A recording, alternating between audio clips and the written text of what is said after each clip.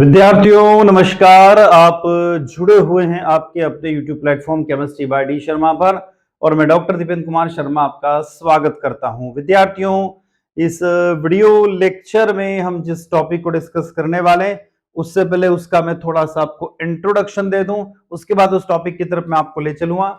हम बात कर रहे हैं इस वीडियो लेक्चर में केमिस्ट्री माइनर का जो पेपर सेकंड है जिसका नाम है अप्लाइड केमिस्ट्री यानी अनुपयुक्त रसायन विज्ञान, उसकी यूनिट सेकंड जिसका नाम है केमिस्ट्री ऑफ मेडिसिन यानी चिकित्सा रसायन विज्ञान की।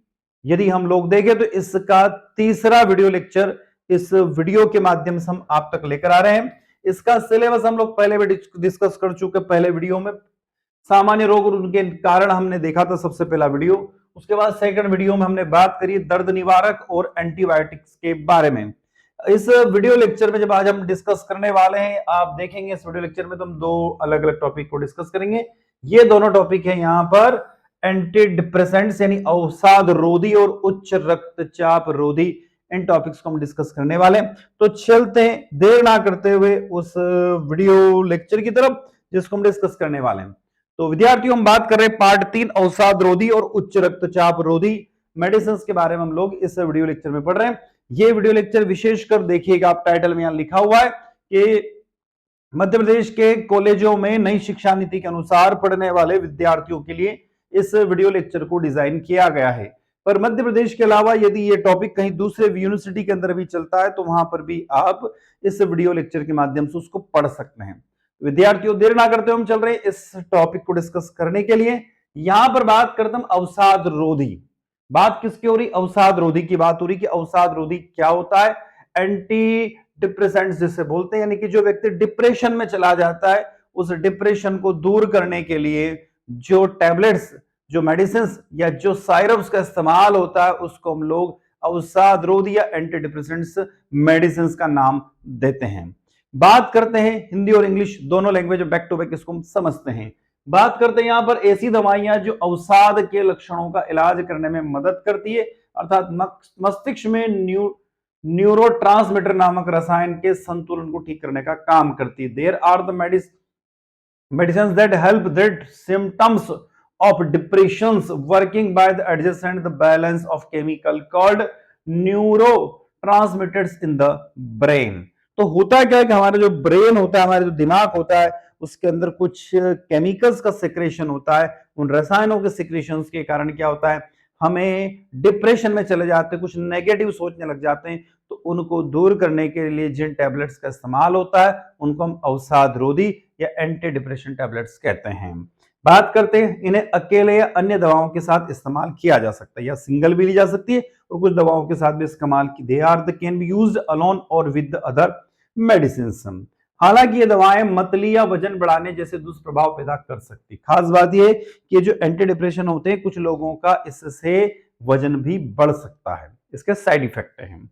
बात करते हैं, इसलिए अवसाद रोधी दवाओं का सेवन हमेशा किसी स्वास्थ्य सेवा प्रदाता यानी किसी डॉक्टर की परमिशन से ही लेना चाहिए।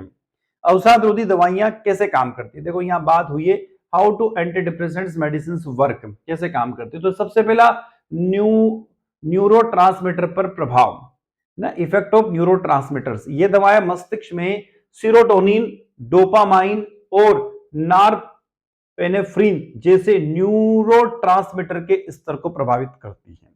This medications affect the levels of the neurotransmitters such as the serotonin, dopamine and norepinephrine in the brain। Second दिया हुआ यहां पर जो प्रभावित करने का, जो काम करने का अवसाद रोधी जो दवाएं होती कैसे काम करती है। तो पहला तो हमने देखा न्यूरोट्रांसमीटर पर प्रभाव करती है। दूसरा ये करती है न्यूरोप्लास्टिसिटी।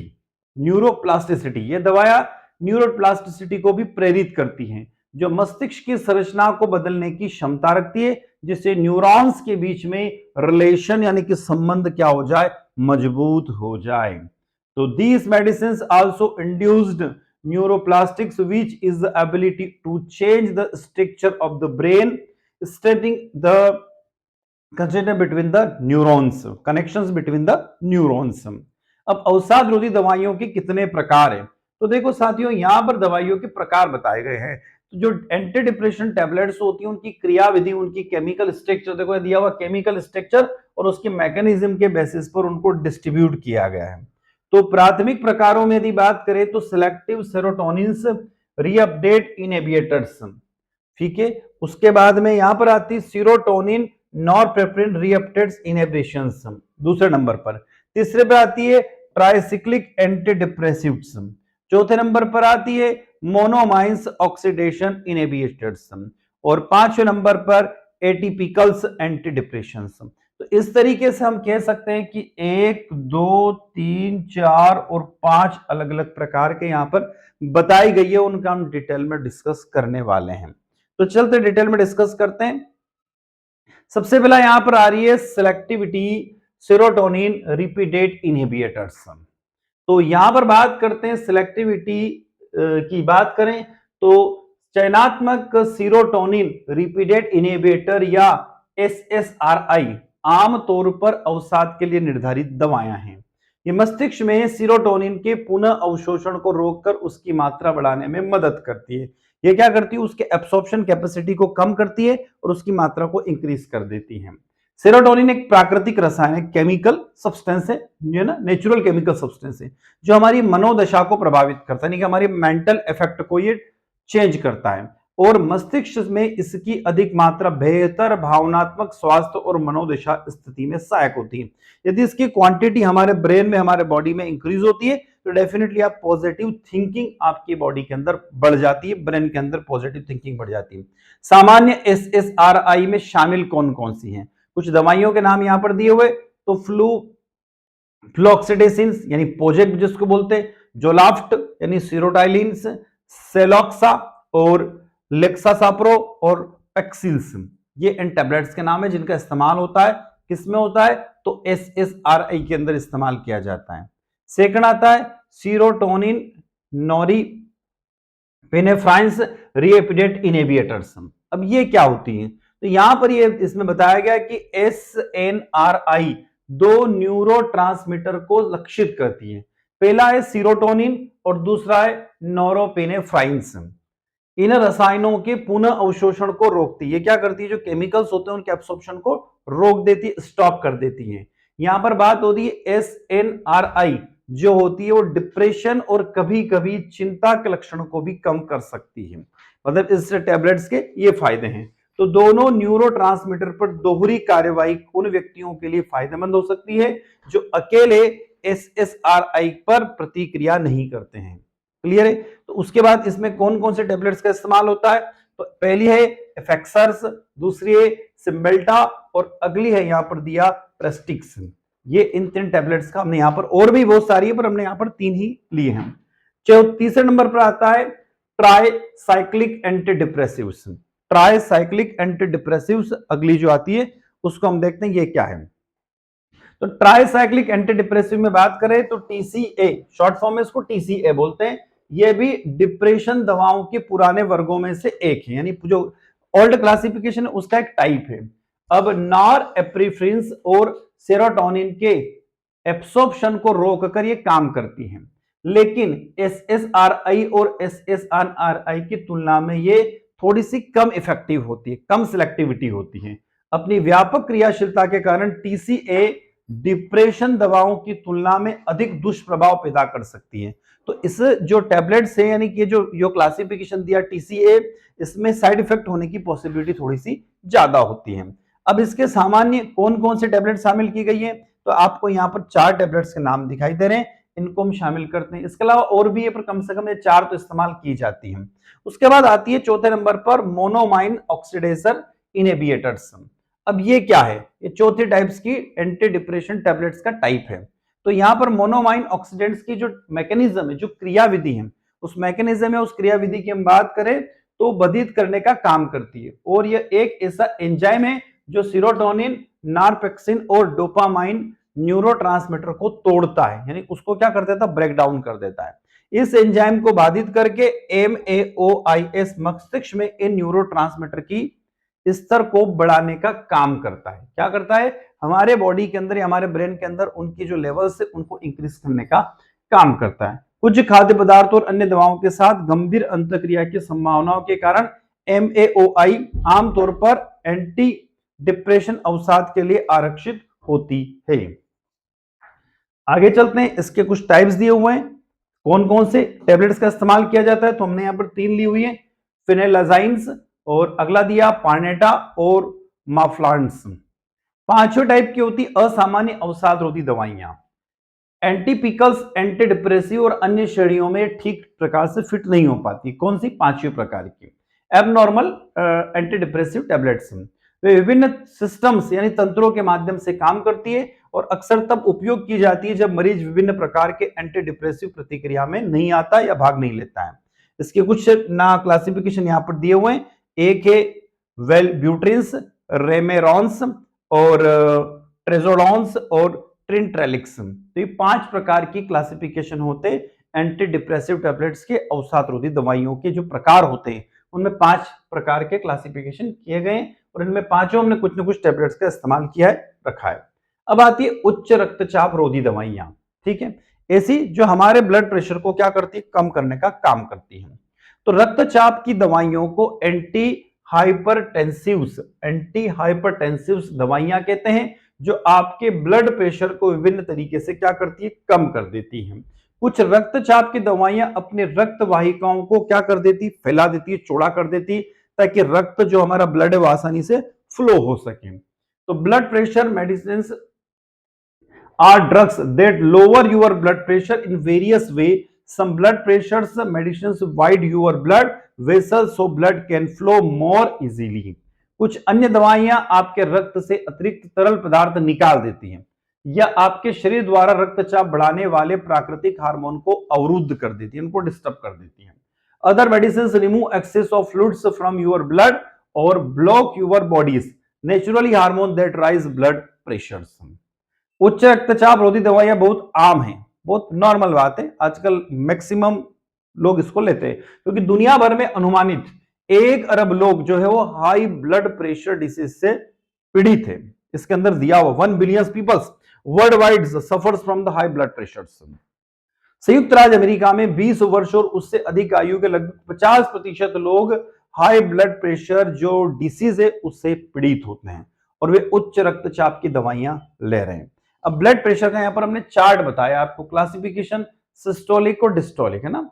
नॉर्मल जो ब्लड प्रेशर होता है वो सिस्टोलिक में 120 से कम होना चाहिए और डिस्टोलिक में 80 से कम होना चाहिए, है ना। उसके बाद एलिवेटेड यानी कि एक मतलब बीच वाला रेंज जैसे हम बोल सकते हैं ना, उसमें 120 से 129 और डायस्टोलिक में 80 होना चाहिए। और हाई ब्लड प्रेशर 130 या उससे ज्यादा और डायस्टोलिक में 80 या उससे ज्यादा जो होगा वो ब्लड प्रेशर माना जाता है।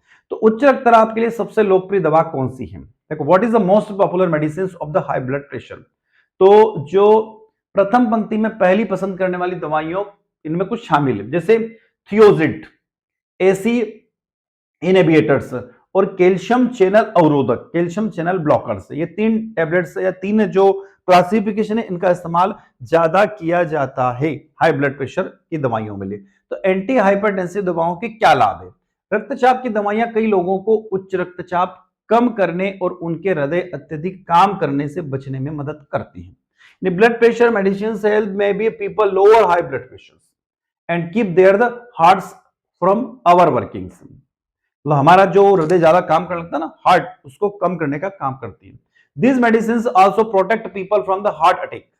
ये हमारे हार्ट अटैक को भी प्रिवेंट करती है, सुरक्षा प्रदान करती है। गुर्दे की विफलता यानी किडनी फेलियर जो होती है उसको भी रोकती है।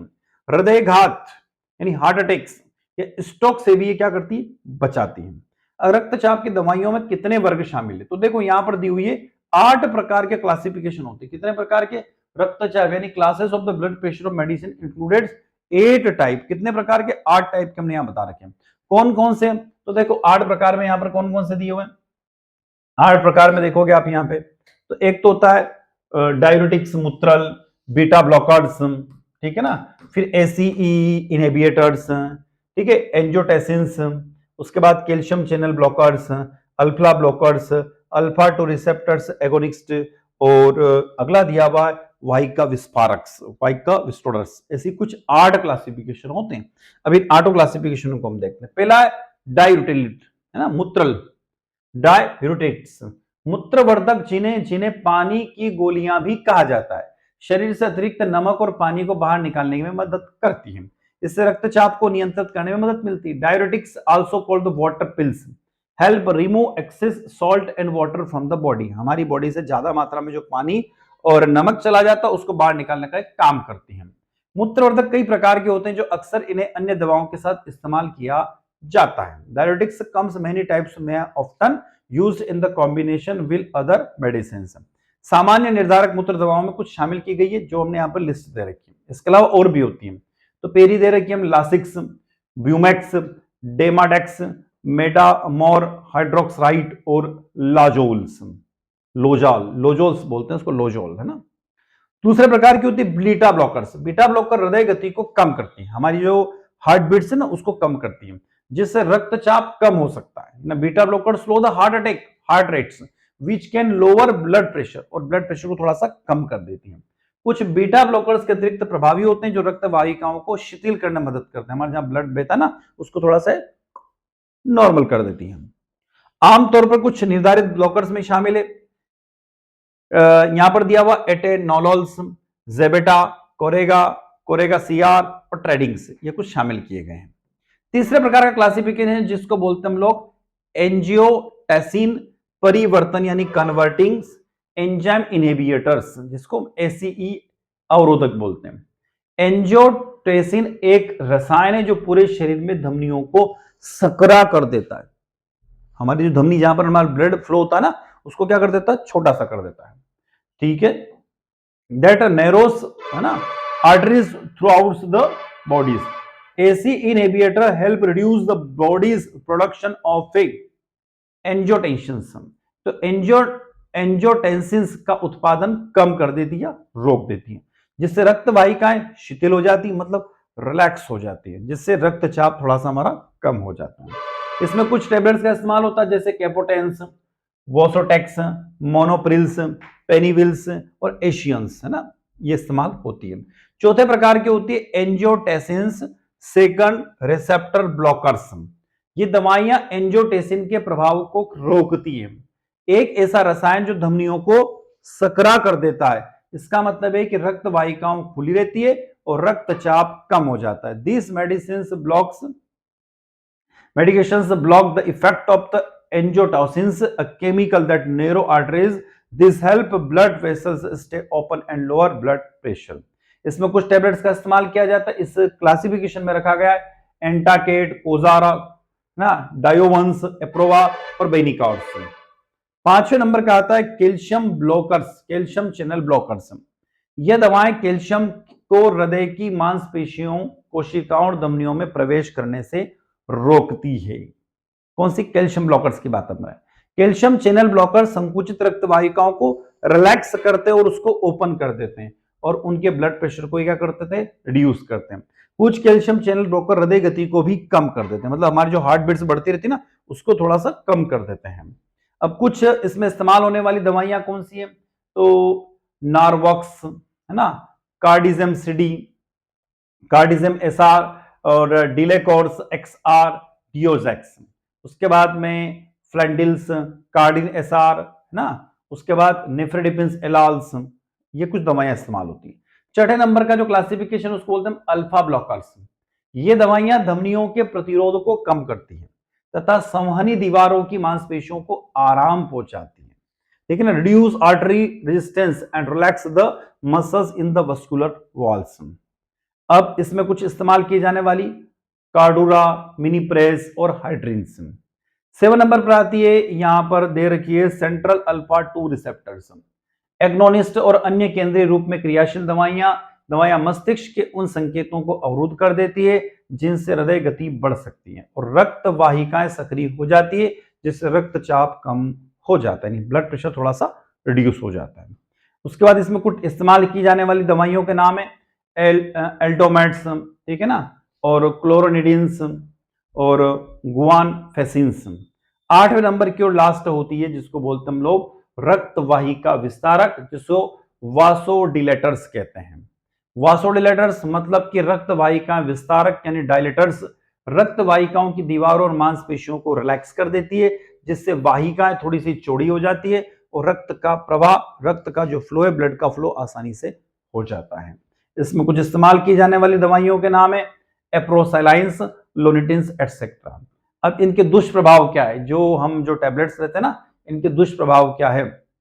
हाई ब्लड प्रेशर वाली जो दवाइयां लेने के दुष्प्रभाव, शरीर में तरलता की अधिकता हो जाती है, सिर दर्द, छाती में दर्द, अत्यधिक बाल का विकास होना, तेज हृदय गति, जोड़ों में दर्द और पीड़ा, अनिद्रा, नींद में बदलाव और बुरे सपना आना, कब्ज, थकान या अवसाद, चक्कर आना, धीमी धड़कन, अस्थमा के लक्षण, यौन स्तंभन दोष, हृदय ब्लॉक, चक्कर आना, पुरानी सूखी खांसी, खटखटाती खांसी, बेहोशी, उच्च रक्त पोटेशियम की मात्रा बढ़ जाना, कम रक्तचाप हो जाना, गुर्दे की शिथिलता हो जाना और एंजियोएडिमा भी कभी कभी हो सकती है, यानी कि चेहरे पे सूजन भी आ सकती है।